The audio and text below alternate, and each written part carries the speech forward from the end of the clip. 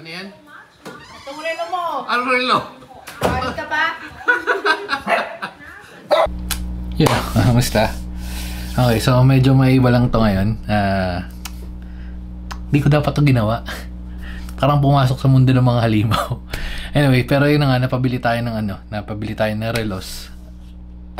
At dahil nabuksan ko na siya, ayan, so ibahin natin, gagawin natin reboxing kasi ito yung nabuksan ko. So ilalagay ko naman siya sa box kung paano ko siya nakuha.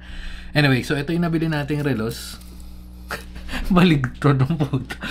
So ito yung nabili nating relos, Seiko na SS, may ewan ko, di ko sure kung may makikita kayo dito kasi first time natin to. SSK 005K1 na Ponkan. Bakit orange, bakit black, kung nakikita nyo naman. Yun nga, tulad nga nasabi ko, wala naman akong balak bumili ng relo, so okay na ako doon sa sinusuot kong Apple Watch, pero kasi parang resemblance kay Peggy, so yun. Hindi ito yung nakita ko talaga. May nagbebenta. Pa-plug ko na rin siya total sa kanya. Na yung kasama natin yung dati nating kasama sa opisina, nagbebenta siya ng relo, sabi ng Seiko. Sabi baka merong kulay ganun. Ay putak, meron, shit. So yun na nga. So doon tayo nalason. Hindi ko alam kung madadagdagan to. Pero feeling ko, oo, kasi naghanap na ako ng lalagyan nito na pwedeng, alam mo yun, yung umiikot-ikot. Hindi ko pala siya masuot kasi masyado siyang malaki. Ayan, pag sinuot ko siyang ganyan. Oops. Ayan, so, kailangan ko pang pa-adjust. Pero, yun. Tapos, dahil hindi nga ako sanay sa ganito, yan, hindi ko alam kung paano tatanggalin or o-open siya kanina. Meron palang pindutan ng mga ganyan. Kasi, relos lang naman natin dati is yung sa sa Silverworks. Meron pala akong G-Shock. Bigay pala ni Beck yun. Yung G-Shock na black. Wait lang, kunin ko. So, ito na nga yun. Bali, hindi, parang ito yung pinako, ay, dumi namin. Pwede ba ito linisin? Pero hindi, ito yung una kong G-Shock. Lagi ko pa siyang sinasabi dito kung totoo to. Parang nabili namin to. Nasa, sa BGC kami nagtatrabaho. Hindi ko alam magkano bili niya. Pero pagkada dumadaan kami doon sa G-Shock na store, sinasabi ko, pa-legit check kung legit. Pero, anyway, so, dito yung nga nagkaroon ako ng Silverworks na relos. Hindi yung mga ganito malalaki. Tapos bukod doon, yun binigay sa akin ni mama na hindi ko na matandaan. Basta nalaglag yun, nasira. So, after nun, hindi na ako nagrelos. Yung Apple Watch, yung dumating yung Apple Watch, saka ako nagrelos. Hindi pa dapat ako magre-relos nun, kaya lang kasi nung time na yun, kaya ako napabili. Actually, di ako, binigyan sa akin ni Beck. Nangyari, yung panahon na yung pandemic, and then yung pandemic nga is, di ba, nag-face mask. And then, isa sa feature nung Apple Watch, pag may Apple Watch ka and then phone, so, parang nadedetect niya may automatic mag-unlock. So, yun, kaya napabili tayo. So, anyway, history lang. So, going back sa reboxing natin, medyo weird, no? So, paano pala siya gumagana? Hindi ko alam, hindi pa rin ako masyado familiar dito. Tulad nga sabi ko, first time ko na magkaroon ng ganito. Pero yan, pagka-adjust nito, dalawang hila pala siya. Ayan, hindi katulad ng normal yan. Tapos pag isang hila, yung adjust nitong kulay black. Hindi ko alam kung para sa yung black. So, malalaman ko lang pag dating na future, tsaka mayroon siya noon na natatakpan ngayon. Yung 9 ngayon Pero 9, basta yun. Yun lang. Pero hindi, maganda siya. Tapos, wala, cute lang tingnan. Di pa ma-explain. Wala pa masyadong dito. Kasi nga, papa-adjust lang natin. Kaka-deliver lang nito kahapon. Actually, kagabi. Yan. Yun nga, sinasabi ko, nabili natin dun sa kaopisina natin, si Fred, lagay na lang natin yung icon niya dyan or sa mga balak bumili. Below SRP naman natin siya nabili.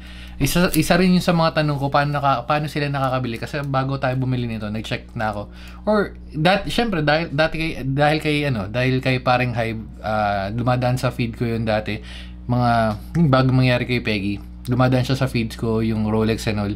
So, napapacheck ako paano sila nakakuha ng below SRP. Medyo mahabang story na yun. So, ibang topic na lang yun. Yung nga sabi ko, dito tayo sa reboxing. So, una, meron tong mga plastic, which is ito. Hindi ko na ibabalik kasi masyado ng sobra yun. So, ito yung kasama niyan. May plastic yan, mga nakalagay dyan. Meron pa rin dito, uy, shit. Hindi ko alam kung masisira agad to pag ano, pero yan may plastic pa to. Hindi ko na muna tatanggalin pag na-adjust ko na lang to. And then yun nga, ito yung relos, sasarado natin, ganyan itsura niyan. Kasama yung plastic. Tapos ito yun. Oops. Nakaganyan. Yan. So nakaganyan yan, kasama nito. Okay, so pero ito nakatali sa loob. Yun yung kasama niyan. So kunwari binalik na natin, ayun yung loob. Ayun ang kasama niyan. Kasama nitong mga plastic na to. Yung mga plastic natin na to, sige, sama na muna natin para makikita. Kasi nga reboxing tayo. So, pagkatapos nun, ito rin may kasama na siyang manual na. Yes. Sino yan? S50.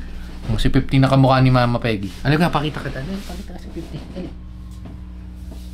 Ay, sorry. O si 50 natin na kamukha ni Mama Peggy pag nakaganyan. Yes, so kamukha ni Mama Peggy natin. At si 50, bakit siya si alam ko na mag-git ko na sa mga video pero nakakatuwa lang kasi kwento yung story niya. Bakit 50? Kasi na 50-50 siya dahil sa parbo niya, at the same time more than 50,000 yung nagastos sa kanya. Yun, share ko lang. So yun sa mga konyo boys na konyo kids na mga yes, nabubun. Ay, bababa na. O sige, bababa na. Pag binabanggit siya. What's his name? Sabi, 50. Oh, it's 50. No, it's not 50, it's 50. Lang, share ko lang. Anyway, so, yun nga, mayroon siyang manual ng kasama. Teka lang, baka may makita kayong hindi pwede, pero yun lang naman. Eto man pala, nandito rin pala. So, hindi ko rin siguro, tama. Siguro tatry tayo bumili ng parang sayang pera na naman. Pero hindi, sige, check natin. Tapos, meron din palang ganito. Tinatanong niya na sa akin kung ano daw gagawin ko. Ito na yung gagawin ko. Alam mo ginagawa ko ngayon? Hindi. Reboxing. Ito na yung reboxing. Papakita ko sa kanila kung paano ko kinuha. Binabalik ko lang. So, ito na reboxing. Tapos may kasamang, wait lang. Certificate. Wala naman nakalagay dito. So, save lang. Pero wala lang. May ganyan. May certificate. Tapos, yan. Hindi ko alam kung ito talaga yung original na package pag bumili ka sa shop. Kasi may CN. Feeling ko China. Malamang China. Pero yan. And then, oops. Ito malamang original na box din to. Pero hindi, brand new naman natin to binili. Tapos yung Seiko, oops. Paano ba to? Hindi ko matandaan. Ayun ang maganda pag meron tayong nasa na? Shit, di ko maalala. Ganito yata. Oops. Ganyan. Ganyan din, diba? O ganyan.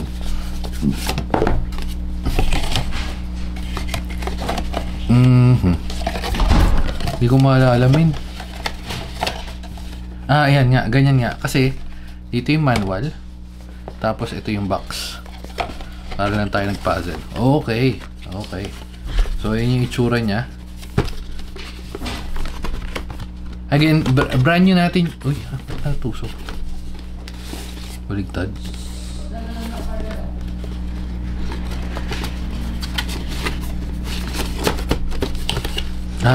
Baligtad. Dapat pala pag ganito.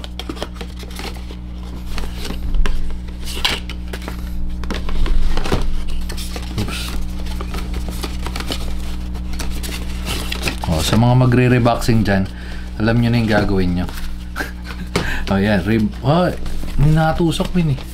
Feeling ko may nakaano lang ako doon sa ilalim, pero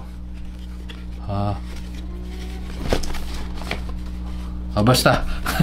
Hindi ko na maayusin ko na lang. Pero yun yung itsura niyan, tas nakalock na yan. And then ito yung package. Yun yung makuha nyo pag bumili kayo. Again, brand new natin siya nakuha pero below SRP. Kung saan ko siya nakuha, dun sa kasama natin. Pero meron pa kayong option. May nasalihan akong group, Seiko Groups Buy and Sell, parang ganun.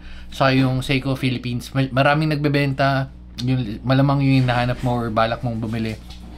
Napakarami mabibili. At naglobat na dahil dyan, dito na natin tatapusin. Bye-bye na guys. And bye-bye na mga kasama. Babu. Nag-aaway na sila. Sige na, babu. Kasama hindi naka guys. Eh, hindi na kasi, hindi na kami guys. Kasama na nga kami. O, sige na mga kasama. Ito may clips, So, ayun o, katas. Magkano bili mo dyan? Magkano bili katas pa daw niya ng bonus? Magkano bili mo dyan? 5-3. 5-3. Peke. Excuse me. Peke yan eh. Ilang times studio na yung pinuntahan natin. Ay, yung kinikwento ko kanina, ilang times. Kada daan namin. yung time studio, papalegit Ayun, check oh, legit check. Hindi, naman legit. Meron na sa akin pa yung mga box nito. Sa mga interested, hindi tayo magbebenta ng mga ganito. Keyboard niya, di tayo magbebenta eh. Sige na. Babay na mga kasama.